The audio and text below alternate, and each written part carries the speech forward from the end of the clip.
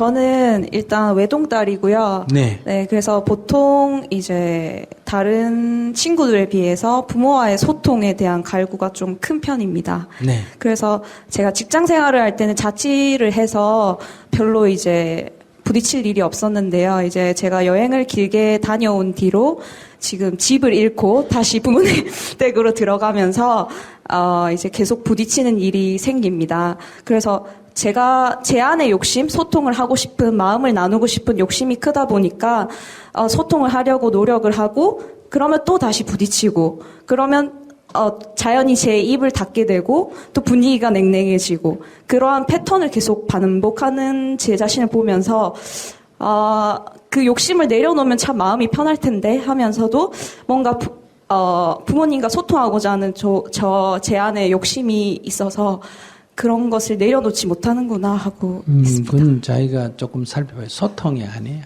소통의 욕구가 아니라 자기가 자기 요구를 성취시키려고 하는, 그러니까 자기 맘대로 하려는 욕구라고 하면 말이 되는데 소통은 전혀 아니에요. 소통이 어떻게 부딪힘이 생겨요? 내 맘대로 하려고 할 때 부딪힘이 생기지. 소통이라는 건 핵심은 들어주는 거예요. 자기는 지금 들어주는 게 아니라 부모 보고 내 말 들으라고 하잖아. 그게 안 된다는 거 아니에요. 그런 것 같습니다. 네. 그건 뭐 어떻게 자식이 부모 말을 들어야지. 어떻게 자식이 부모 보고 내 말 들어라 이렇게 얘기를 해요. 그 자체가 이미 출발이 잘못된 거예요. 네네. 그러니까 첫째 몇 살이에요? 저 32입니다. 집을 나와야 될까? 집에 있어야 될까? 집을 나와야 될 것 같습니다. 그래? 네. 집에 나오면 그런 문제는 신경 안 써도 되니까 이런 문제는 어려운 게 아니에요. 이게 결혼을 하면 자식 있고 하면 이거 풀어야 돼, 안 풀어야 돼요? 풀어야 돼요. 근데 이런 경우는 안 풀어도 돼요. 풀어도 되고 안 풀어도 돼. 그러니까 안 풀을 때는 이제 두 가지 우리가 그 매듭이 있잖아요. 그 매듭을 풀어라 할 때는 푸는 방법이 하나 있고 뭐 하는 방법이 있다? 자르는 방법이 있다는 거예요. 그러니까 이건 자르면 돼. 이건 자른다고 부작용이 생기는 게 아닌 거예요. 결혼해서 부부가 살면서 자녀가 있을 때는 자르면 아이한테 피해가, 제3자한테 피해가 가는 문제가 생겨서 여러 가지 고민이 되니까 어지간하면 풀어라. 제가 이렇게 안내를 하는 건데 항상 제가 얘기하죠. 풀다 안 터면 어떻게 하라? 안녕히 계십시오 해라. 이건 뭐하라? 잘라라. 그러니까 이거는 자기가 소통은 뭐 하면 된다고? 들으면 된다. 그래. 들어주면 되는 거예요. 네. 어머니가 얘기하면 알겠습니다. 그렇게 하죠. 네네. 이러면 소통 잘 되는 거예요. 대통령하고 소통 잘 되려면 대통령이 국민 말을 잘 들어야 돼요. 국민이 대통령 말을 잘 들어야 돼요. 대통령이 국민 말을 잘 들어야 우리가 소통을 잘하는 지도자자 이러지. 국민이 대통령 말을 고분고분 잘 들어주는 거를 소통을 잘하는 지도자다 이런 말 쓰나 안 쓰나? 독재라 그래. 자기가 지금 집에서 독재가 안 된다. 지금 이 얘기하는 거예요. 네. 근데 어디다 그거다가 소통이라는 단어를 써요. 그런데 이제 좀 더 구체적으로 말씀을 드리자면 이제 같이 생활을 하다 보면 어머니의 짜증 섞인 목소리를 많이 듣게 되는데 그게 저에게 하는 소리가 아닌데도 불구하고 네.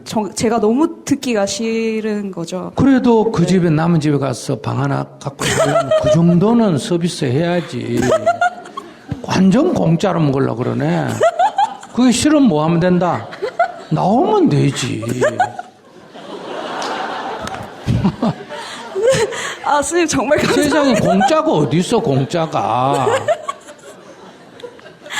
네, 제 욕심이었던 것 같습니다. 그래. 네. 그 자기가 그 집에 살려면 네. 방 하나 공짜로 쓰고 응접실 같이 쓰고 부엌도 같이 쓰고 이러니까 네. 항상 엄마보다 먼저 일어나가지고 네. 밥 딱 해가 차려놓고 네. 어머니 식사하세요. 이렇게 식사 딱 하면 설거지 딱 해놓고 출근하고 저녁에 딱 오면 잘 다녀왔습니다. 이러고 뭐 청소 딱 해놓고 이렇게 생활을 하면 말 안 해도 어머니가 잔소리가 없어져요. 네, 맞습니다. 그러면 어머니가 딸을 믿어요.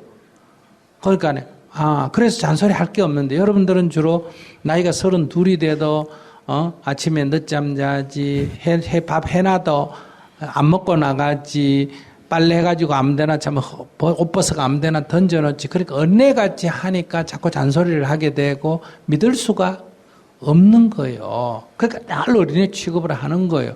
그러니까 여러분들이 어른 대우를 받으려면 꼭 돈을 벌어 반값을 내는 게 자립이 아니고, 거기서 이미 집안에서 생활을 주말 딱 되면 청소 딱 하고 일주일 모아가 세탁기 딱 돌려가 딱딱 널어놓고, 그러고 이제 어머니 제가 콩지가 되라 이 말이에요. 어머니 일 끝났으니까 제가 좀 외출하고 오겠습니다 하고 그 정도로 해야 그 반값하고 뭐가 될 거 아니에요. 네. 근데 그것도 안 하고 거기 붙어가지고 어머니 자기 집에서 자기 성질 나가 군지렁군지렁 하는 거 그것도 못하게 하면 네. 진짜 웃기는 사람이다. 그래서 자기 생각이, 그러니까 그게 싫으면 어떻게 하면 된다고? 나가서 살면 되고, 네. 거기 살려면 그들의 생활, 그 부부가 엄마 아버지지만 내가 20살이 넘었으면 이제는 보호자가 아니에요. 아시겠어요? 이제 이웃집 아주머니라고 생각하셔야 돼요. 그러니까 그 두 부부 가정생활에 관여를 하면 안 돼요. 저거야 싸우든지, 저거야 뭐 뭘 하든지, 나한테 잔소리를 하든지 그런 거 신경 써. 엄마가 뭐라고 하면 알겠습니다, 어머니. 한 번 알겠습니다, 어머니 할 때마다 돈이 10만 원씩 생기는 거는 같잖아. 네, 네. 그 방세하고 다 계산해봐라. 네. 만약에 내가 얘기하는데 이렇게 딱 아침 일찍 일어나 밥 해놓고 딱 하고 출근하고 갔다 오고 늦으면 딱 전화해가지고, 여러분들 회사 다니면 월급 받으니까 다 전화해가 보고해야 안 해요. 오늘 회사 못 가면 전화해가 제가 오늘 이런 일이 있어 회사 못 갑니다. 이렇게 다 하잖아. 그러니까 집에서 본사한테 전화해가지고 어머니 오늘 제가 이런 일이 있어서 오늘 좀 늦습니다. 이렇게 얘기 딱딱 하고 돌아다녀 봐라. 누가 뭐라 그러겠어. 어린애 같은 짓을 한다는 거예요. 그러니까 돈을 얻었으면 돈값을 해야 되나 안 해야 되나? 해야 돼. 그리고 이제 부모는 또 반대로 여기 부모님이 계신다면 잔소리 안 해야 돼요. 부모가 내 자식을 딱 어른 취급을 해주고 믿어줘야 아이가 밖에 가서 어른이 되지. 서른이 됐는데도 계속 어린이 취급하니까 애는 뭐 지금마도 못 믿는 애를 누가 믿겠어. 자기 어머니도 못 믿는 사람을 밖에 사람이 왜 믿어야 돼, 그 사람을. 그러니까 자존감이 자꾸, 부모한테 잔소리 들으면 자존감이 자꾸 없어지는 거예요. 부모로부터도 인정 못 받는 게 뭐 세상에 가서 어디 가서 인정을 받겠어요.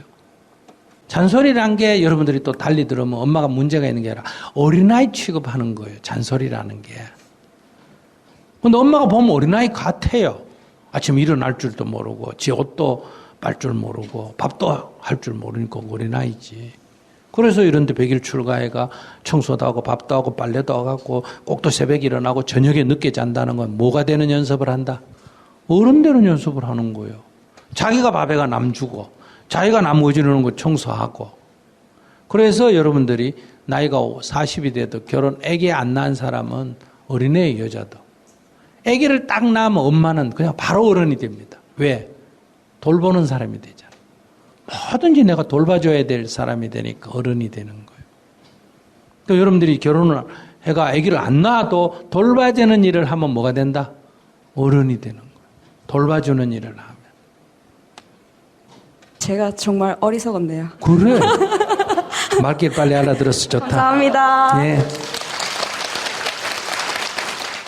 첫애가 이제 대학 4학년이고 이래서 지금 좀 이제 그 취업을 앞두고 자기 나름대로 많이 그 고민도 있고 해서 그런 거 본데 굉장히 그 첫애와 지금 대화하기가 굉장히 좀 어렵습니다.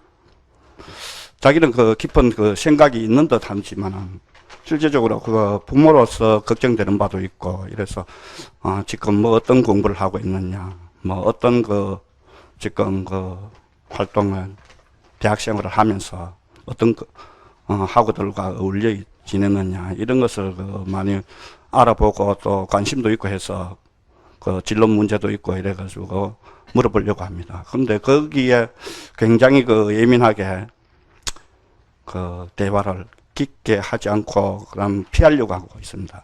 어떤 데는 제가 그 주말 농장을 하고 있는데 그 주말이면은 토요일 날 일찍이 집을 나서 주말 농장에 도착하면은 그 힘든 일도 있고, 좀 이런 것을, 부모에게 좀 도와주면 안 좋겠느냐라고 같이 데리고 가고 싶지만은 빨리 따라 나설지도 않고 이래서 좀 섭섭할 때도 있고, 대화 이런 게 좀 부족할 때, 어떻게 하면은 좀 부모 자식 간에 대화를 좀 쉽게 소통할 수 있을까? 이것을 좀 묻고 싶습니다. 네, 좋은 질문해 주셨습니다.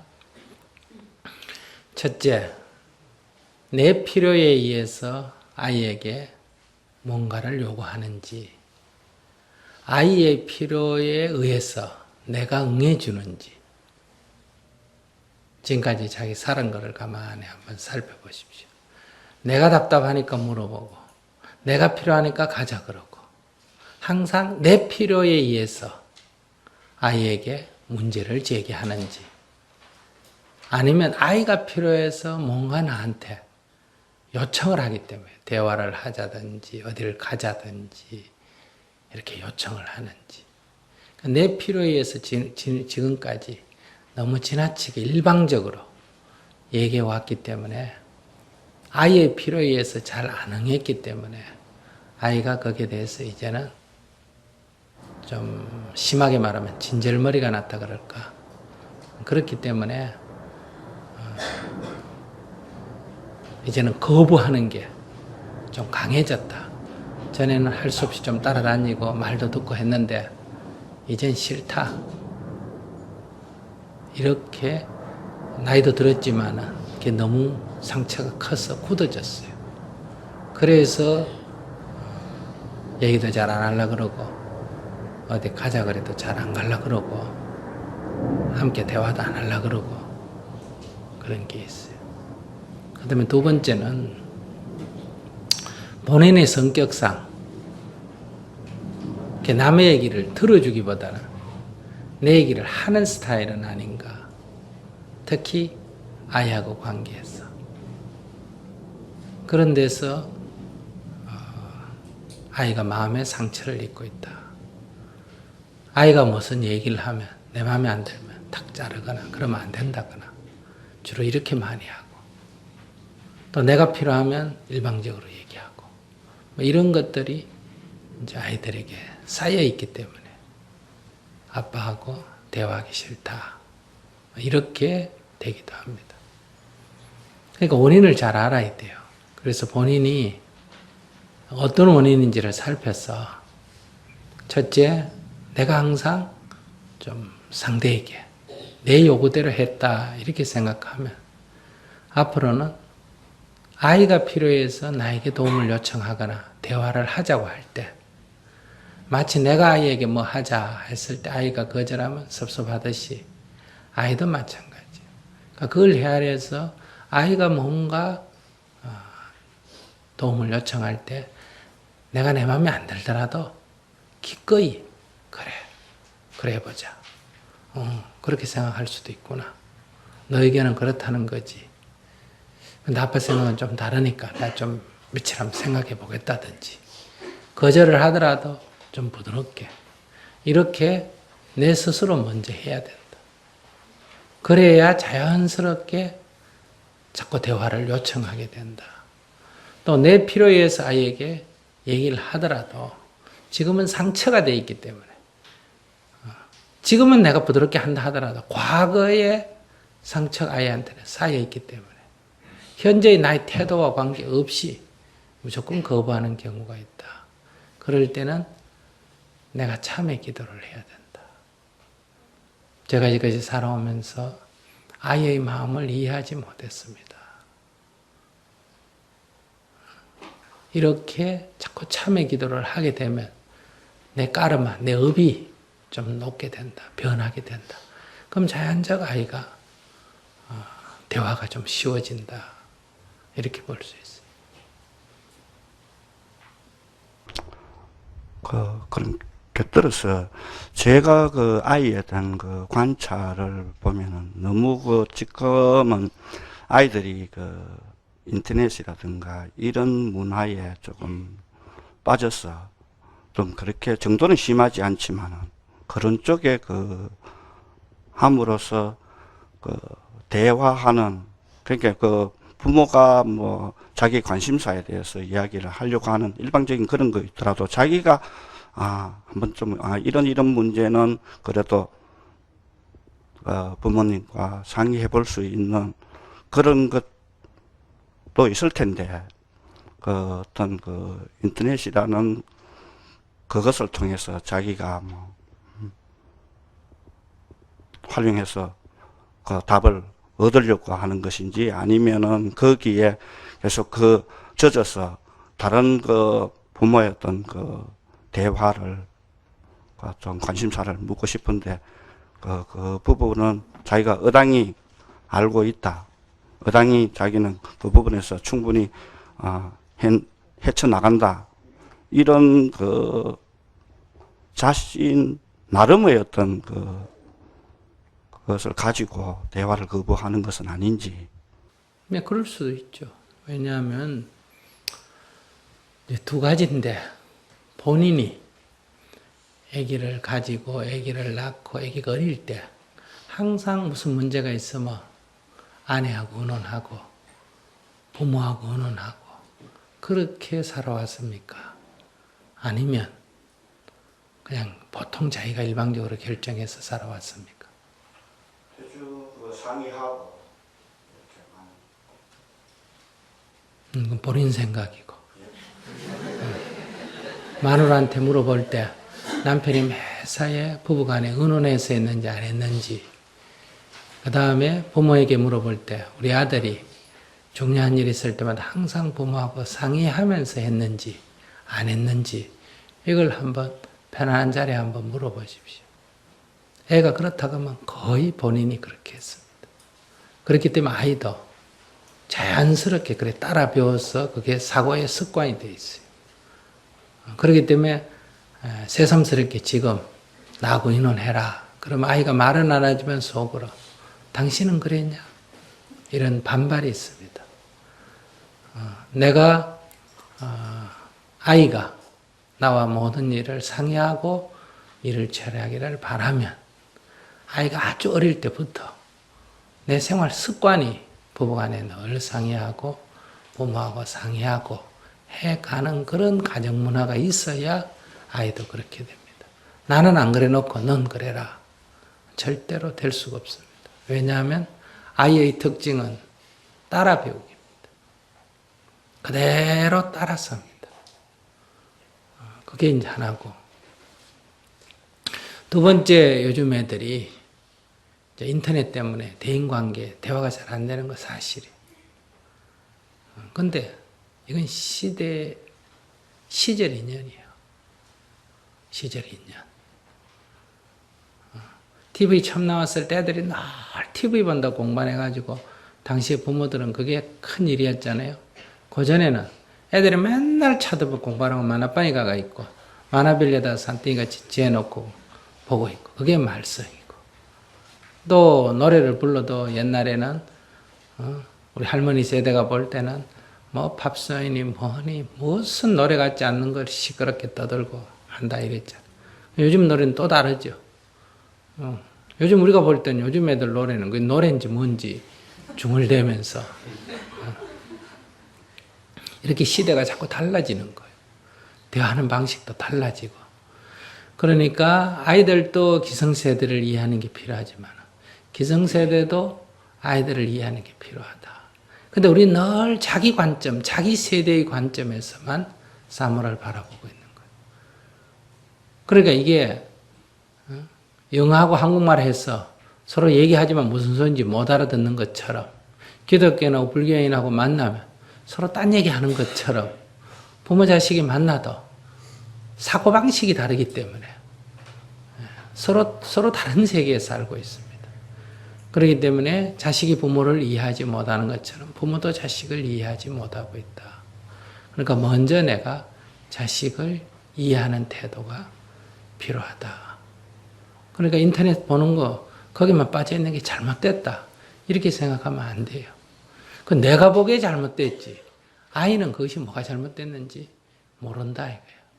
나는 어릴 때 걸어도 다녔고, 그 다음에 트럭도 타고 다녔고, 버스도 타고 다녔고, 그러다 어른이 돼가 요즘 택시를 타거나 자가용을 탄다.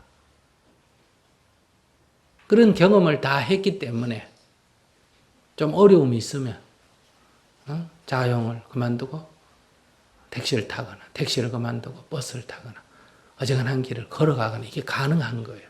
옛날 경험이 있기 때문에. 근데 아이는 자기가 태어나자마자 버스를 좀 타봤거나 아니면 늘 아버지 자가용을 타고 다녔대. 그러니까 그런 애들은 아무리 경제가 어려워도 걸어 다닐 줄도 모르고 버스를 탈 줄 몰라요. 그거밖에 몸에 익힌 게 없기 때문에. 근데 그걸 보고 낭비벽이 심하다 이렇게 얘기해서 알아들을 수가 없어요. 그러니까 아이를 검소하게 키우고 싶으면 여러분들이 경제력이 있더라도 검소하게 살아야 됩니다. 근데 여러분들은 자기는 가난하게 살면서 아이에게는 꼭 비행기 태우거나 기차도 좋은 기차 태우거나 승용차를 태우거나 이렇게 해서 어릴 때 키우지 않습니까? 아이를 위해서.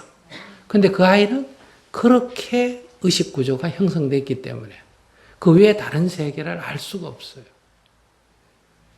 이것은 다 우리들이 인생에 대해서 무지해서 그래요. 뭐 꼭 내가 나쁘게 하려고 그런 게 아니에요. 나는 잘한다고 했는 일이 결과적으로 나쁜 일이 돼버린 거예요. 이게 이제 전도몽상이라고 그러죠. 그러니까 지금 아들 때문에 이런저런 문제가 있을 때 지금 내가 답답한 거 아니에요? 지금 아들이 답답해가 나한테 물었어요. 내가 답답해서 물었어요. 내가 답답해서 물었죠. 그게 내 문제예요. 아들은 그냥 경계예요.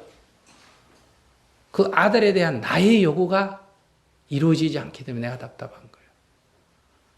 그러니까 이 답답한 것을 해결하는 첫 번째 길은 애가 18살이 넘었으면 이미 독립된 인생을 가도록 놔둔다. 어떤 일을 하든 그것은 자기 인생이에요.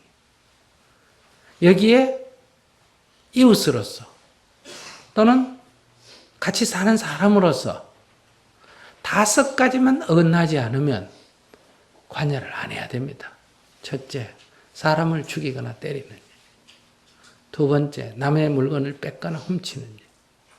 세 번째, 성폭행을 하거나 성추행을 하는 일. 네 번째, 거짓말을 하거나 욕설을 하는 일. 5번째, 술을 먹고 취해서 헤매거나 마약에 중독이 되거나 이런 경우가 아니면 성인에 대한 예의로 관여를 하지 말아야 됩니다. 존중해 줘야 된다.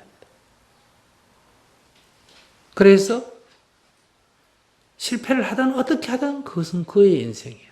그가 여러 가지 시행착오를 거듭하면서 살아갈 수 있는 기회를 줘야 된다. 그런데 여러분들은 자식을 위해서 하지만 그것이 다른 측면에서 볼 때 자식이 시행착오를 할 수 있는 여러 가지 경험을 할 수 있는 기회를 박탈해버려요. 그것이 자식에게는 큰 불행이죠. 예를 들어서 스님 같은 사람. 어떻게 보면 부모의 도움을 못 얻었다 할 수도 있고 어떻게 보면 부모의 은혜를 엄청나게 입었다고 할 수 있는데 무엇이 부모의 은혜를 엄청나게 입었냐. 아주 어릴 때부터 내가 온갖 인생의 경험을 할 수 있었다. 부모가 간섭을 안 했기 때문에. 초등학교를 졸업하고 나왔어. 부모의 간섭을 안 받았어요. 다른 측면에서 말하면 초등학교를 나와서 부모의 도움을 못 받았다. 보호를 못 받았다. 이래 말할 수도 있고 다른 표현으로 빈다면 부모의 간섭을 안 받았다. 그러니까 어떤 일이든 내가 잘하든 못하든 끝없는 시행착오를 거듭하면서 내가 내 인생의 길을 갈 수 있는 기회가 주어진 거예요. 그래서 자생력이 있습니다. 잘 보살펴서 키운 애들보다. 그러니 여러분들이 자식 사랑은 정말 자식을 위해서 자식 사랑인가? 내 마음이 어쩔 수 없어가지고 내 집착 때문에 이렇게 하고 살았는가? 이게 반성이 돼야 됩니다. 그래서 지금이라도 나의 자유를 위하고 아이의 자유를 위해서 자식에 대한 간섭을 중지해야 됩니다. 이게 공부요.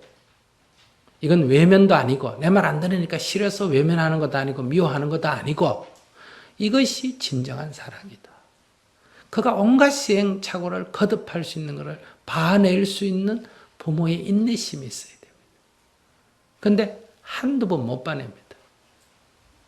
결국은 또 간섭하게 되고 또 간섭하게 되고. 그래서 나는 자식 때문에 괴롭고 자식은 부모 때문에 괴롭고 그래서 부모 자식이 원수가 된다. 부부도 마찬가지예요. 사랑으로 만나가지고 늘 상대편 인생에 간섭을 하기 때문에 아내는 남편 때문에 괴롭고 남편은 아내 때문에 괴로운 거예요.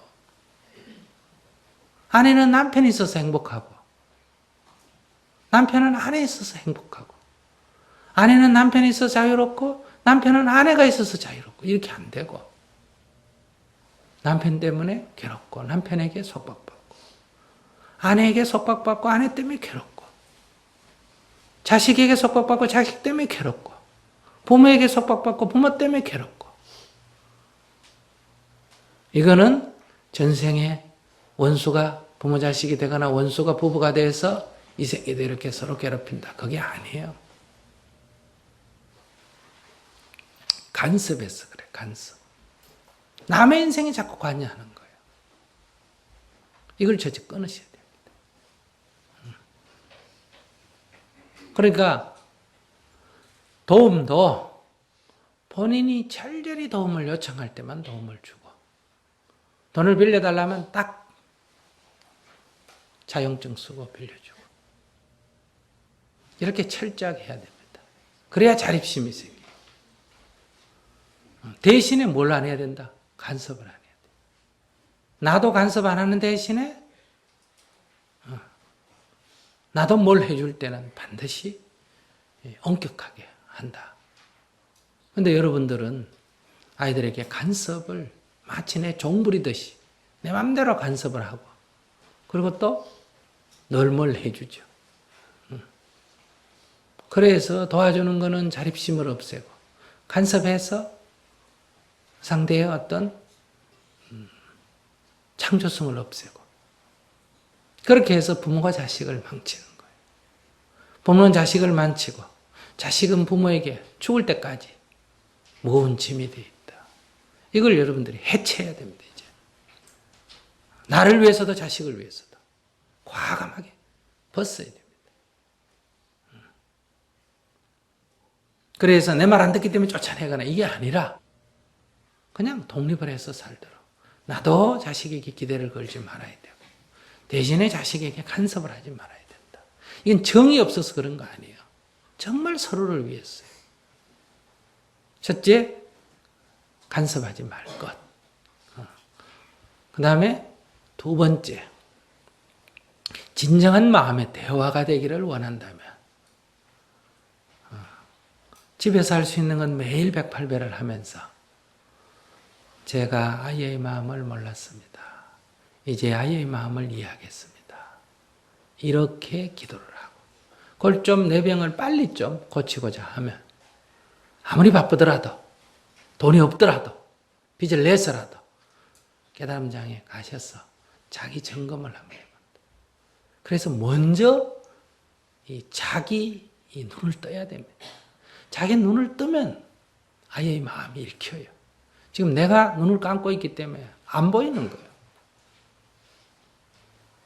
그렇게 해서 자기 정진을 하면 저절로 대화가 됩니다. 대화하려고 애를 안 써도 저절로 대화가 된다. 컴퓨터에 있는 것이 딱 보면 보기 싫지 않습니까? 그죠? 그런데 그걸 참고 얘야 이리 와라 얘기 좀 하자. 근데도 계속 하고 있으면 성질이 팍 나잖아요. 근데 그 컴퓨터 하고 있는 아들이 보기 싫지 않아야 됩니다.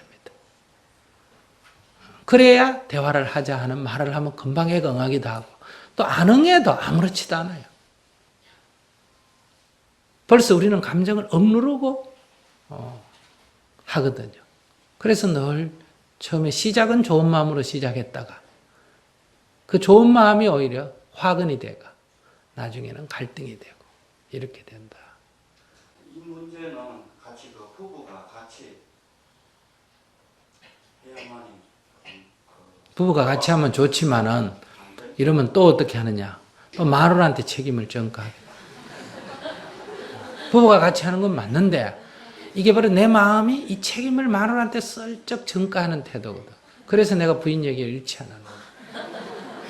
부인이 어떻게 하든 엄마하고 아들이 싸우든 말든 그거 관여 안 하는 거예요. 또 법문 듣고 가서 부인한테 그 스님 얘기 들으니까 그 자식이 너무 간섭하지 마라 그랬다.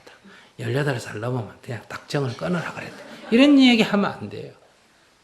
부인은 그냥 엄마로서 자기들끼리 뭐 도와주고 싸우고 저기 하든지 말든지 그거는 나의 부인과 나의 자식이 싸운다 이렇게 생각하면 안 돼요. 저거 모자끼리 싸운다.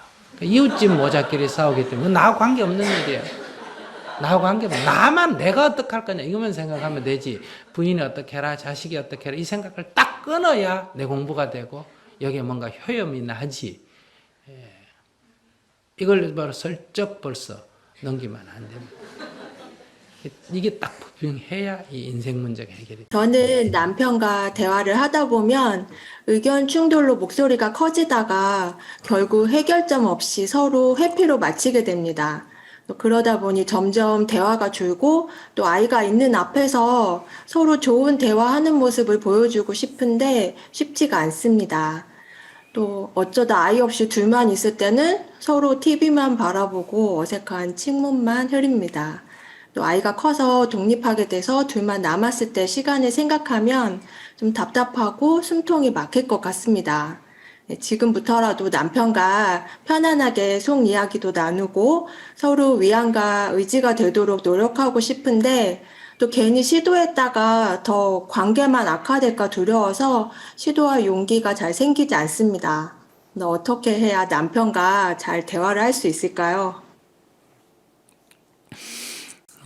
여러분들 얘기 들으면 제가 생각할 때는 왜 사람들이 기지도 못하는 게 날라 그럴까 이런 생각이 자꾸 들어요.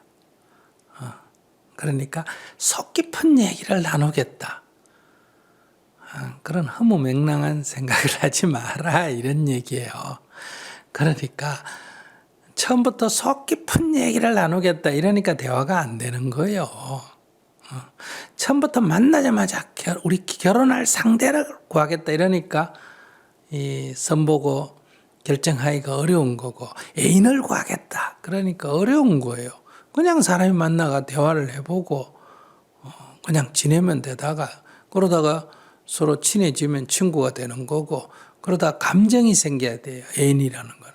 그럼 애인이 되는 거고 그러다가 생활 조건도 맞고 여러 개가 맞으면 결혼을 하는 거고 그렇게 되는데 그냥 막 털도 안 뽑고 막 그냥 생거 먹으려고 그래요. 그냥 막 잡아 먹으려고 그래.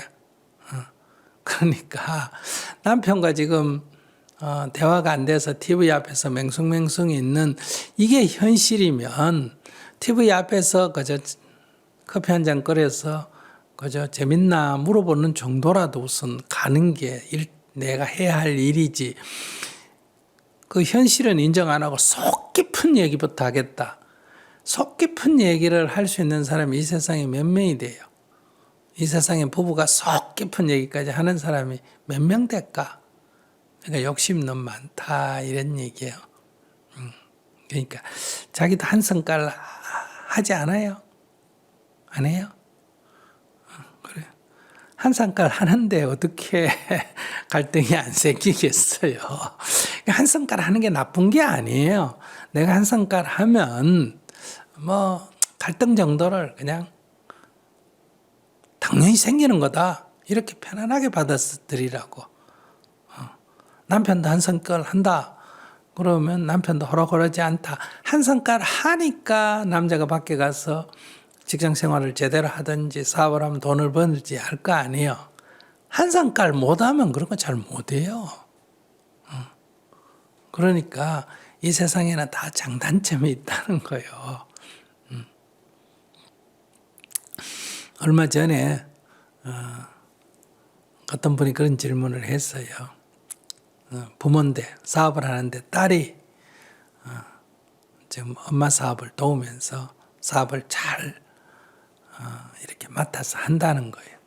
그런데 한마디로 말하면 한 성깔 해가지고 한 성깔을 해서 부모가 피곤하고 형제 간의 갈등이 많다는 거예요. 그러니까 그런 한 성깔 하니까 사업을 잘할 거 아니에요. 그죠? 또 그런 한 성깔 하니까 어때요? 형제 간의 갈등도 생길 거 아니에요. 그러니까 그 성격이 부드럽고 이러면 대다수가 반드시 그렇다는 건 아니고 대다수가 어떤 일을 추진하는 힘이 약하다. 이렇게 볼 수가 있어요. 그것도 추진하는 힘이 있고 결단이 있고 이러면 사람과의 관계가 부드럽기가 매우 어렵습니다. 그러니까 이제 그런 성질을 서로 이해한다. 그러니까 자기가 그런 남자를 선택할 때는 좋은 점이 있어서 선택을 했는데 그거는 이제 제법 뭐 출세라도 하겠다든지 사업을 잘하겠다든지 뭘 좀 하겠다. 내가 볼 때는 좀 능력이 있다. 이러면 같이 살면 반드시 갈등이 생깁니다. 능력 있는 사람은 남 말 잘 안 들어요. 지 의견을 고집하고 세우지. 그러면 이제 가정에서의 속닥하게 화목한 거 이거 포기해야 되는 거예요. 그리고 둘이가 친구처럼 하고 내가 얘기하면 그저 동의하고 이런 사람하고 결혼해가 살면 자기가 결정을 하고 늘 아내한테 물어보고 이래서 아내가 막 답답해요. 왜 네가 좀 알아서 하면 안 되나? 이렇게. 그 우리들의 마음속에는 이중성이 있다는 거예요. 내가 말할 때는 내 말 잘 들어주기를 원하고 또 내가 귀찮을 때는 지가 지 알아서 하기를 원하고 근데 사람이 그렇게 만능의 존재가 아니라는 거예요. 그러니까 그런 남편하고 속 깊은 얘기 하겠다. 이렇게 욕심을 너무 부리지 말고 그냥 우선 남편이 뭐 주장할 때, 뭐 말할 때 그냥 오케이, 예스 이렇게 한번 해보는 연습을 해봐요. 무슨 얘기를 하든지 네, 그것도 일리가 있네요. 한번 그렇게 해봅시다. 뭐 이렇게 한번 받아줘 보는 거예요. 받아주기. 그게 남편 옳아서 받아주는 게 아니라 일단 남편의 얘기를 한번 받아줘 본다. 일단 예 한번 해본다. 자기는 뭐 나중에 할 값에 예가 잘 안 될 거예요. 일단 나중에 안 할 값에 안 하는 한이 있더라도 일단 지금은 뭐 해준다? 예라고 한번 해본다. 이것만 해도 관계가 좋을 거예요. 뭐 오늘 놀러 가자. 그럼 네 이러고 나 다른 일이 있는데 이런 소리 하지 말고 그냥 뭐 이따 갈 시간에 안 된다고 그때 가서 얘기하더라도 지금은 말 딱 떨어질 때는 네 그러죠 뭐. 이렇게 먼저 얘기를 해놓고 조금 있다가 아이고 이런 일이 있어서 좀 어렵겠는데요. 이렇게 하는 연습을 해봐야 돼. 일단 받아주기. 따지지 말고 누가 옳고 그러고 따지지 말고. 그러니까 옛날에 그런 말 있잖아요. 부모가 자식 보고 소를 몰고 지붕에 올려라. 그러면 말도 안 됩니다. 이렇게 하지 말고 일단 가서 소를 끌고 지붕 밑에까지 갖다 놓고 물어봐야 된다. 이게. 지붕 밑에까지는 끌고 왔는데 올리는 걸 왜 올리는지 모르겠습니다. 어떻게 하면 되겠습니까? 이런 정도의 자세를 취해야 된다. 말 떨어지자마자 자기는 그거 아니에요. 그건 안 돼. 이렇게 나간다 이 말이에요. 그러니까 일단 네 해보죠. 뭐. 이거 비굴해서 그런 게 아니에요. 복종하라는 얘기도 아니고 일단 한번 받아줘 본다. 예. 네, 일리가 있네요. 뭐 한번 해보죠. 뭐. 이렇게 해가 하면서 이거 잘 안 되는데요. 이렇게 책임을 묻지 말고 네가 하라 그랬잖아. 내가 처음부터 안 된다고 생각했는데 네가 하라 그러니까 내가 했다. 이렇게 따지지 말고 일단 해보고 안 되면 잘 안 되는데 그 다음에 어떻게 하면 되느냐. 이렇게만 접근해도 대화가 저절로 된다. 그러니까 자기는 지금 연습해야 될 게 받아주기. 뭐라고? 일단 받아주기. 만약에 우리 행자들 명심문은 이거예요. 예 하고 합니다. 그 언론 보면 뭐 노예가 이렇게 생각하는데 그게 아니라 일단 받아주기. 그분은 한참 있다가 하기.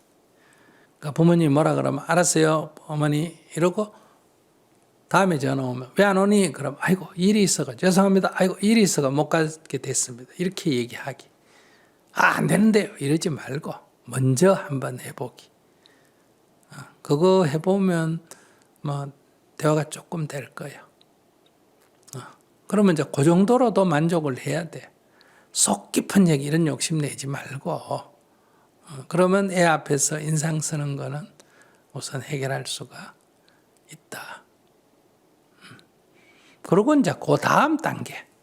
이제 먼저 기지도 못하는 게 먼저 기다가 그 다음에 이제 기어지면 그 다음에 이제 일어서기 연습하고 일어서지면 그 다음에 이제 걷기 연습하고 걷다가 보면 이제 뛰기 연습하고 뛰다 보면 날기 연습하고 이렇게 순번을 밟아가야지 처음부터 너무 욕심을 내면 늘 이봐라 내가 시도하니까 안 되지. 아까 자기 그랬잖아. 시도하고 싶어도 안 된다.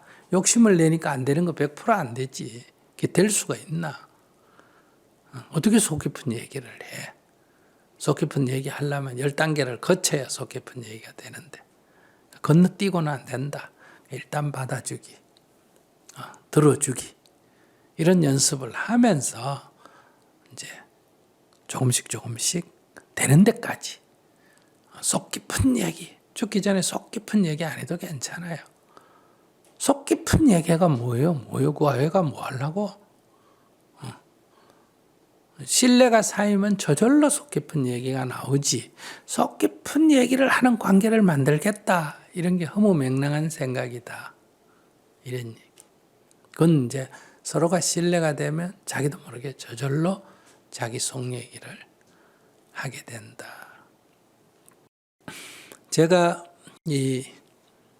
저는 이렇게 뭐 복비는 얘기를 안 하니까 저한테 큰 돈을 보시하는 사람이 없었어요. 옛날부터 다 이렇게 푼돈만 보시를 받았지. 그런데 어떤 분이 우리 수련원에서 하는 깨달음의 장 수련을 하고 처음으로 큰 돈을 보시 받았어요. 그래서 그분 덕택에 우리가 문경의 그 수련원 뒷산을 사게 됐는데 그분이 얘기가 그거예요. 우리 정토행자도 아니고 전혀 모르는 사람인데 한 60이 다 돼 가시는 그 당시 분이었는데 오랫동안 공무원을 하신 분이에요. 근데 남편이 자기보다 똑똑고 잘나서 결혼할 땐 좋았는데 살아보니까 이 남자가 나를 버리고 떠날 것 같다 했다는 거예요. 날 그런 불안과 의심이 있었다는 거예요. 그래서 자기가 이 월급을 받으면 혹시 헤어지면 혼자 살 걸 대비해가 월급 중에 일부를 몰래 조금씩 계속 저축을 했다는 거예요. 적금을 넣어가. 그걸 무려 30년을 그렇게 했는데 이제 이 깨달음장을 탁 하면서 자기 마음을 알게 되니까 이 자기한테 어떤 열등의식과 어떤 의심병 때문에 생긴 거예요. 그걸 자기가 탁 가니까 이렇게 마음이 편안해졌어. 그러니까 내 노후 보장이 그 돈 갖고 될 일이 아니구나. 이걸 딱 깨달아서 더 이상 그 돈이 필요가 없다.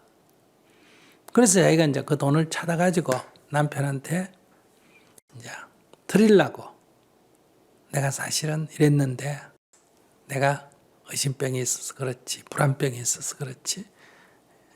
그래서 당신을 널 믿지 못했다. 이렇게 탁 그냥 얘기하고 돈을 주려다 가만 생각하니까 우리 남편은 이 돈 있는 줄도 모르고 지금까지 잘 살았는데 굳이 이 돈을 남편 줄 게 뭐 있나. 내 의심병이 사라진 여기에 여기서 깨달음장을 한 여기에 내가 보시하는 게 낫겠다. 이러고 이분이 보시를 하셨어요. 그때 마침 우리 수련원에 있는 디산이 이제 어떤 광업회사가 있다가 경매에 넘어가게 됐는데 그 평당 한 500원밖에 안 하는 이제 그런 이제 그였는데 그 우리가 이제 돈이 없어 그걸 구입을 못하고 뭐 구입해도 쓸 거는 없어요. 근데 이제 주위에 이렇게 가까이에 다른 사람이 오니까 수련하는 데는 방해잖아요.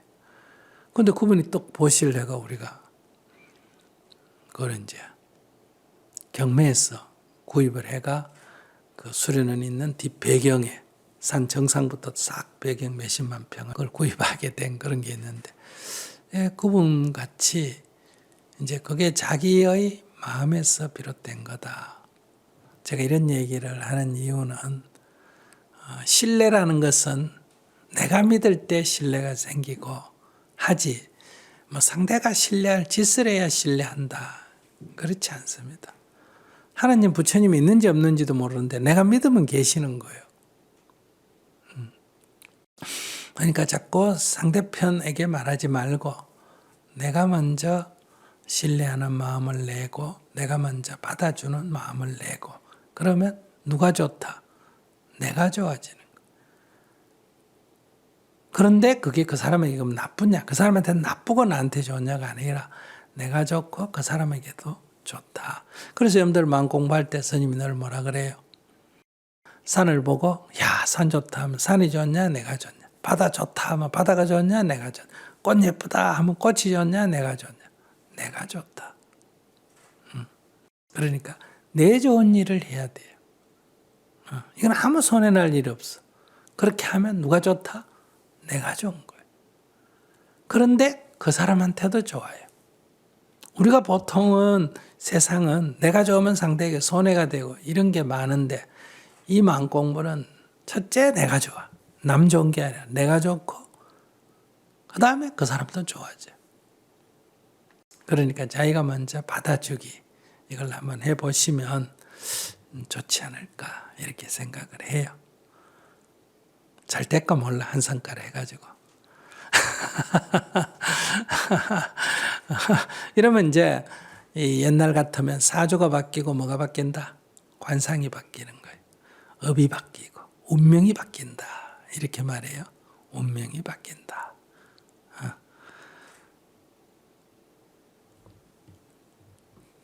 어디 더 질문 있어요?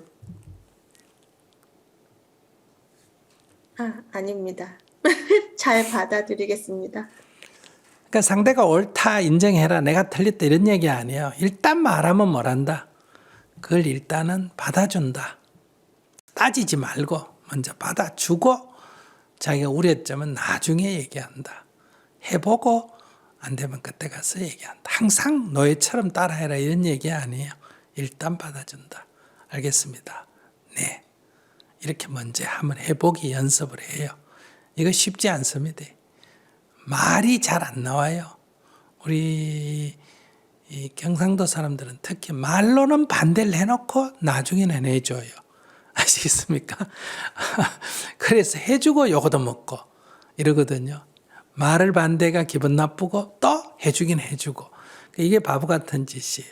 일단 말부터 먼저 예 해놓고 못 해줄 때는 뭐 어쩔 수 없다가 아이가 미안합니다 하고 뭐 안 하면 돼요. 그러면 이제 나중에 이러죠. 너는 말만 이렇게 이제 비판할 수는 있어요. 근데 말만도 못하는 사람이 얼마나 많은데 아시겠습니까? 돈 안 드는 말로도 못하는 사람이 많기 때문에 말만 그러면 네 제가 말이라도 일단 잘하지 않습니까? 이렇게 웃으면서 넘기면 돼요. 그래서 자기는 말부터 먼저 이제 이해해 준다. 뭐든지 얘기하면 알겠습니다. 해보죠. 알겠습니다. 이렇게 한번 해보는 것. 받아주기 연습을 한번 해보세요. 제 고민은요. 네. 저는 하고 싶은 것도 배우고 싶은 것도 많아서 질문하고 사람들이랑 얘기하는 거를 되게 좋아합니다. 네. 그런데 제 이런 습관을 가장 싫어하는 사람은 바로 제 남자친구인데요. 네. 제가 자꾸 복잡한 질문을 한다고 말합니다. 남자친구는 지금 우리 둘만 좋으면 되지 왜 자꾸 쓸데없이 기분 안 좋아지는 얘기를 하냐고 제가 이런 류의 이야기를 꺼내면 되게 불편하고 싫어합니다. 제가 하는 질문은 가령 이런 거죠. 예, 아니요로 대답할 수 있는 게 아니라 오늘 법륜스님 강연 들으러 갈 건데 질문 만약에 오빠라면 어떤 거 할 거야? 약간 이런 식의 질문? 별로 그걸 왜 그 사람한테 물어봐라. 내 질문 내가 하면 되지. 그런데 저는 남자친구가 생기면은 의견을 나누면서 이제 서로 생각하는 힘을 기르고 약간 성장해 나가는 그런 연애를 하고 싶었거든요. 네. 그러면은 사람들이 그죠. 그럼 너가 헤어지고 다른 남자친구 만나면 되는 거 아니야? 그래. 근데 이거 빼고는 진짜 다 좋거든요. 그래서 앞으로 저희 관계를 어떻게 하면 좋을지 혹시 조언 한 번만 부탁드려도 될까요? 두 가지 선택인데 자기가 지금 욕심을 내고 있는 것 같아요. 자기가 이렇게 뭐든지 묻고 얘기하고 자유롭게 대화할 수 있는 사람을 찾으면 첫째, 그것만 가로준다면 나보다 20살 많아도 좋다. 나보다 20살 어려도 좋다. 결혼했던 남자라도 좋다. 뭐 얼굴 안 보겠다. 스펙도 안 보겠다. 이렇게 딱 그것만 중심에 놓고 나머지는 다 포기하면 문제가 없어. 거꾸로 뭐 나이도 나보다 한두 살 많거나 같아야 돼. 뭐 인물도 괜찮아야 돼. 직장도 괜찮아야 돼. 뭐도 괜찮아야 돼. 이렇게 따지면 이 사람이 뭐 때문에 자기한테 비율을 맞추려고 그러겠어. 이렇게 다 가진 사람이 딴 데 가도 여자 천진데. 그러니까 그런 사람은 어떠냐? 자기한테 맞추라 그래. 그러면 이런 사람을 내가 만났으면 내가 맞춰야 되나 안 맞춰야 되나? 내가 맞춰야 돼. 내가 그 비율을 맞춰야 된다 이 말이야. 그런 말 하지 마라. 알겠습니다. 묻지 마. 네. 그 둘 중에 두 개를 다 섞어가 하려고 그러면 이제 그런 사람 찾기 어려워. 어느 쪽으로 할래? 너무 고민이 되는데요. 제가 맞추는 게 낫겠지요? 내가 볼 때는 좀 비겁하다 네가.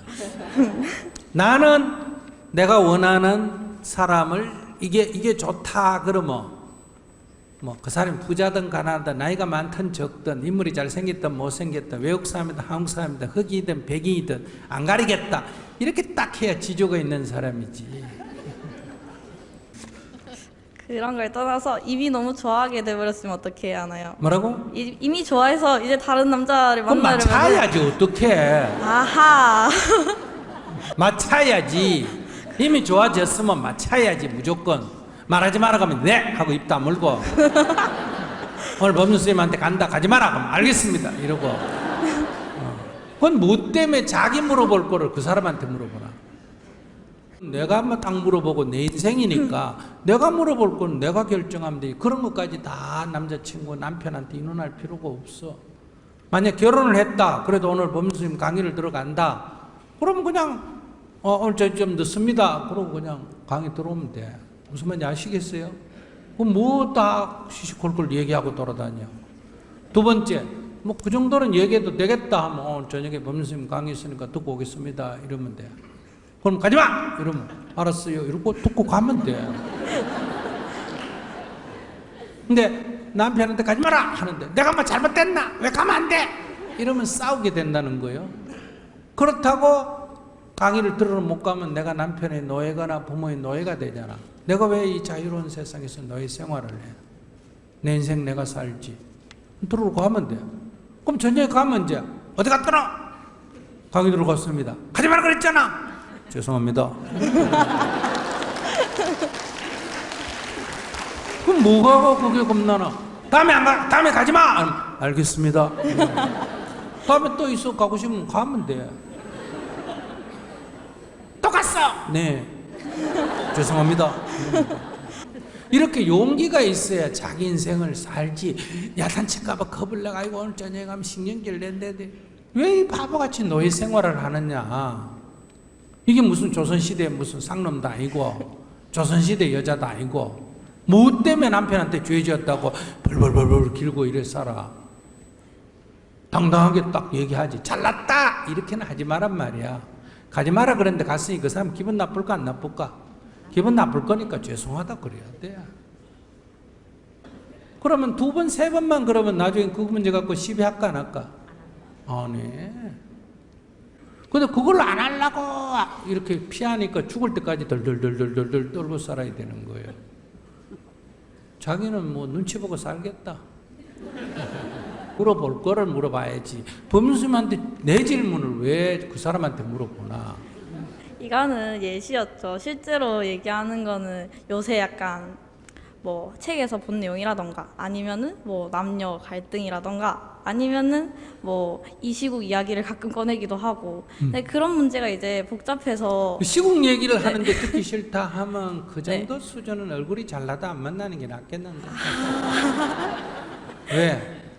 세상에 살면서 시국에 편드는 얘기가 아니라 시국을 어떻게 보냐? 이렇게 본다. 그렇게 볼 수도 있나? 나는 이렇게 보는데 우린 견해가 다르구나 이래야 되는데 자기 주장을 하면 이제 싸우게 돼. 근데 왜 우리 사이에 그 시국 얘기 갖고 우리가 싸울 이유가 뭐가 있나? 그 얘기 하지 마라 이렇게 하는 거는 그것도 옳은 얘기야. 그러니까 의견을 묻는 거는 괜찮아. 의견을 묻는 거는. 의견을 묻고 상대가 그런 시국 얘기하는 거 싫어한다. 북한 얘기하는 거 싫어한다. 뭐 어떤 남의 얘기하는 거 싫어한다. 남의 얘기는 안 하는 게 좋잖아, 그지?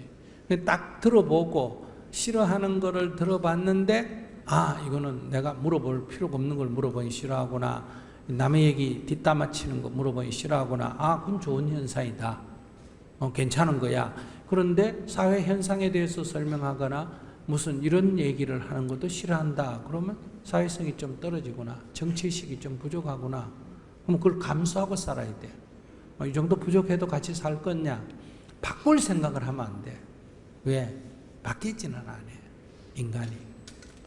지가 바뀌면 몰라도 남의 힘에 의해서는 안 바뀐다는 거야. 그걸 딱 평가해서 이 정도는 친구로, 남자 친구로만 지내야 되겠다. 결혼하면 이거 싸우겠다. 이 정도면 결혼해도 되겠다. 이렇게 자기가 판단하는 거지. 그 사람을 나무랄 필요는 없어. 어떻게 보면 남들이 봤을 때는 다 그렇게 하면 되는 거 아니야 생각할 수도 있었는데 제가 너무 빙빙 둘러서 그리고 약간 답을 피해서 생각하려고 했던 것 같아요. 그런데 스님께서 통쾌하고 후련하고 유쾌하게 또 다 대답해 주셔서 정말 많은 도움 됐습니다. 감사합니다. 네. 존경하는 분을 이렇게 뵙게 돼서 정말 영광입니다. 네. 저는 최근에 제가 다른 사람의 감정에 공감을 잘 못한다는 것을 깨달았습니다. 네. 옛날부터 영화나 시 혹은 노래 가사들만 들어도 울컥하거나 잘 울어서 주변 사람들은 저를 굉장히 감수성 넘치는 사람이라고 생각하고 저 또한 그렇게 생각하면서 살아왔습니다. 주변에 힘들거나 고민 있는 사람이 있으면 고민을 들어주거나 위로해주고 기쁜 일이 있으면 축하해줬다고 생각을 합니다. 하지만 최근 들어서 가만히 생각을 해보니 제가 다른 사람들에게 말만 번지르르하게 하지 한 번도 다른 사람들의 감정에 공감한 적이 없다는 생각이 듭니다. 누군가가 앞에서 울어도 이 사람한테 무슨 말을 해주어야 마음에 들어 할까라는 생각만 했었던 것 같고 또 그 사람한테 진심으로 그 사람과 같이 마음 아파한 적이 없었던 것 같고 다른 사람이 기쁜 일이 있어도 그냥 축하해야 한다고 배웠기 때문에 축하했지 정말로 다른 사람이 기쁠 때 진심으로 정말 같이 기뻤던 적이 거의 없었던 것 같습니다. 심지어는 저번 주에 여기 근처에서 가파른 계단 앞에서 할머니 한 분께서 넘어지셨던 일이 있었습니다. 달려가서 도와드리긴 했지만 나중에 다시 생각해보니 그냥 그런 분이 계시면 도와드려야 하기 때문에 가서 도와드렸을 뿐 할머니께서 다리를 절뚝거리는 모습을 봐도 어떡하지나 안타까운 마음이 들지는 않았던 것 같습니다. 그래서 그런지 제가 다른 사람을 배려한답시고 뭔가를 해도 어색하다는 느낌밖에 들지 않습니다. 다른 사람들이 힘들어할 때 같이 가슴 아파하고 다른 사람들이 기쁠 때 진심으로 같이 기뻐하는 사람이 되고 싶은데 어떻게 해야 될까요? 너무 욕심 많아요. 자기 지금 설명한 수준이면 지극히 정상이야. 아무 문제가 없어. 그래도 보면은 누가 나한테 와서 고민을 상담할 때 같이 진짜 진심으로 막 아파해주는 사람들 있고 아니면은 지하철에 막 힘드신 분들 보면은 되게 가슴 아파하는 사람들이 드물게 있잖아요. 그런 사람도 있지. 근데 저는 그렇게 되고 싶은데 그런데 그래 안 생겼는데 어떻게 그렇게 돼? 자기는 백인을 보면 나도 얼굴을 했으면 좋겠다. 흑인을 보고 나는 얼굴을 검었으면 좋겠다. 여자를 보고 나도 여자였으면 좋겠다. 그건 이해가 되는데 그건 될 수가 없는 거예요. 그러면 평생 이렇게 살아야 되는 건가요? 아무 문제가 없다는 거. 얼굴이 검어도 문제가 없고 여자라도 문제가 없고 얼굴이 허여도 문제가 없고 머리가 노라라도 문제 없듯이 지금 자기가 얘기하는 그런 정도면 사람으로서 특별한 아무 결격 사유가 없다 이거야. 자기가 되고 싶은 거는 아닌 건 맞는데 아무 문제는 없다 이 말이야. 할머니가 넘어졌는데 안 도와주고 그냥 가는 사람이 태반이야. 그래도 가서 이렇게 세우라도 준 건 잘하는 거예요. 그 할머니가 불쌍하고 어떻게 갈까 싶고 집에까지 모셔다 드리고 이런 마음이 안 든다. 그거는 그렇게 드는 사람은 열에 한 명도 안 돼요. 꼭 좋다고 할 수도 없어. 그런 남자하고 결혼해놓으면 집안에 부인이 죽일 지경이야. 네, 남의 일만 도와주고 다니는. 아시겠어요?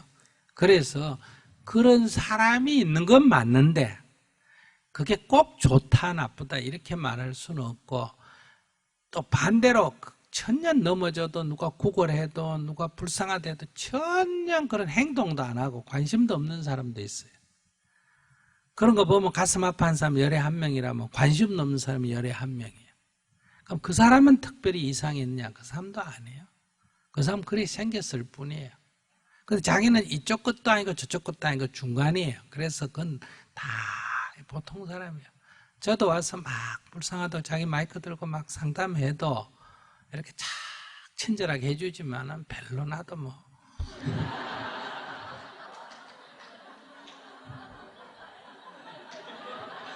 그래서 가끔 이게 유튜브 보는 사람들이 스님 너무 냉정해요. 상대는 막 우는데 스님은 웃고 농담을 하고 사람들이 막 웃고 그렇게 해가 돼요. 이렇게 항의 댓글이 많이 들어와요. 그렇다고 어떻게 같이 울어줄까? 저분이 저런다고 아이고 불쌍하네요. 아이고 애를 데려와서 방에 재우지 이렇게 얘기해주는 해결책일까? 아니잖아. 그래서 괜찮아요. 아무 문제가 없어. 그것 때문에 제가 막 자괴감이 들거나 힘들거나 그러진 않는데 그게 욕심이라는 거예요. 아, 그러니까 그런 내가 얼굴이 희고 싶은데 얼굴이 너무 검어서 자괴감이 든다 이래 말할 수는 있어요. 나는 희고 싶은데 내가 희어지지 않으니까 나의 자신에 대해서 자괴감이 든다 이렇게 말하는 건 맞아요. 근데 그게 얼굴이 검기 때문에 온 문제는 아니라는 거예요. 희고 싶다는 것도 정상이고 안 희어지는 것도 현실이고 그렇게 부딪히면 자괴감이라는 게 생기는 거예요. 그럼 자괴감이 안 생기려면 어떻게 하면 되느냐? 희고 싶다는 생각을 버려야 돼요. 이걸 어떻게 해도 수술을 내가 희게 하는 게 해결책이 아니고 희고 싶다는 생각을 버리면 자괴감이 없어진다. 그런 것처럼 그런 사람 보면 막 가슴이 아파야 된다는 이 생각을 버려버리면 자기는 자괴감이 안 생긴다 이 말이에요. 자기가 볼 때 모든 사람의 간호사가 간호하고 의사가 그 치료할 때 막 환자 보면 막 가슴이 아프고 막 어떻게든 살려주려고 이렇게 할 것 같아. 그냥 막 나와가지고 막 대충 할 것 같아. 그러니까 아주 그냥 지 형제 치료하듯이 그런 사람도 있어요, 없어요? 있는데 그런 사람 열에 한 명도 안 돼. 그리고 아주 이렇게 과잉 진료하고 뭐 하고 해가지고 돈벌이 수다로만 생각하는 사람도 있어, 없어? 있어. 그런 사람도 또 다 그렇냐? 그렇지 않아. 그런 사람도 열에 한 명이야. 다수는 어떠냐? 어떤 때는 좀 마음이 가서 막 잘하다가 어떤 때는 또 지쳐가지고 막 귀찮아 하다가 어떤 날 이랬다가 어떤 날 저랬다가 이렇게 사는 게 다수예요. 자기 같은 사람이 다수다, 이 세상에. 문제가 전혀 없어. 저 질문 하나만 더 해도 될까요? 무슨 질문? 제가 그것뿐만 아니라 또 다른 사람들한테 인정받는 거를 너무 좋아해서요. 알고도 모른 척 해야 되는 일들을 모른 척 하지를 못하고 또 어디서 쓱 본 것만 가지고 잘 안다는 듯이 말하기도 해요. 근데 가장 큰 문제는 특히 공부하면서 별로 힘들지도 않으면서 만나는 사람들한테 맨날 죽겠다 하는 모습을 보면은 가끔씩 그때는 잘 모르는데 자기 전에 문득 생각하면은 좀 약간 좀 이상한 것 같기도 하고 또 문제는 이런 막 무슨 착한 척 아니면은 막 공부 열심히 하는 척 아니면은 뭐 아는 척 하는 거를 그때 깨달으면은 좋을 것 같은데 이걸 막 한 일주일 뒤에나 한 달 뒤에나 깨닫고 그러니까 어떻게 해야 될지를 잘 모르겠습니다. 그것도 지극히 정상이야. 아무 문제가 없어. 다 그래. 다 칭찬해주면 좋아해야 안 해요? 여러분들도 오늘 법문 끝나고 스님 법문 듣고 감사합니다. 아이고 제 고민이 해결됐습니다 하고 박수를 우리 같이 쳐주면 좋을까 안 좋을까? 좋아. 나도 좋은데 뭐. 사람이 좀 겸손해져야 되는데 제가 막 그냥 계속 맨날 아는 척만 해도 그러니까 괜찮아. 그 정도는 젊은이가 그 정도만 잘난 척 하는 거는 괜찮아. 그럼 크게 문제 안 돼. 늙어서까지 그러면 조금 문제지. 주책이지. 그러면은 그때는 안 그럴 수 있는 거를 지금도 좀 안 그럴 수 있는 방법은 없는지. 안 그럴 수 있는 방법은 남한테 잘 보이고 뭐 하는데? 근데 그게 머리로는 이해가 되는데 그리고 막 한참 뒤에 지나보면 이해가 되는데 그때 막 딱 상황 되면은 머리가 생각하기도 전에 막 입부터 막 나불나불 거리고 있으니까 그게 이제 각각 자기 성질이라는 거거든. 성질은 고치기 어려워. 자기가 어릴 때 일종의 좀 충분한 사랑을 못 받았어. 엄마나 아빠나 누구로부터. 그래서 어쨌든 엄마 아빠한테 잘 보이려고 좀 애를 썼거나 이러는 이제 상처가 있어. 이건 이제 사랑 고파병이라 그래. 고파병. 그래 껄떡거려. 칭찬받고 싶고 내가 뭐 했으면 남이 알아주기를 원하고 이렇게 고파병이 좀 있어. 배가 좀 고픈 거야. 그래서 이제 이런 병이 없게 하려면 부모가 한 3살 때까지 아이들을 극진히 사랑해주면 이런 무의식적인 병이 없어집니다. 있어도 덜하고. 근데 이제 아이들이 어릴 때 이제 막 엄마한테 자랑하고 싶고 막 뭐 하고 싶고 이런 거를 자꾸 내치면 아이들이 이게 이제 안 채워져서 고파병이 걸리고. 그러면 이제 자기는 이제 지금 남한테 이렇게 껄떡거리다가 이제 어떤 여자한테 껄떡거리게 돼요.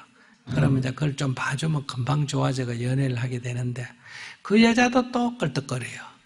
그러니까 둘이가 좀 연애하다가 또 서로 껄떡거리니까 안 채워지니까 또 헤어지고 또 딴 사람 만나고 이렇게 되거든.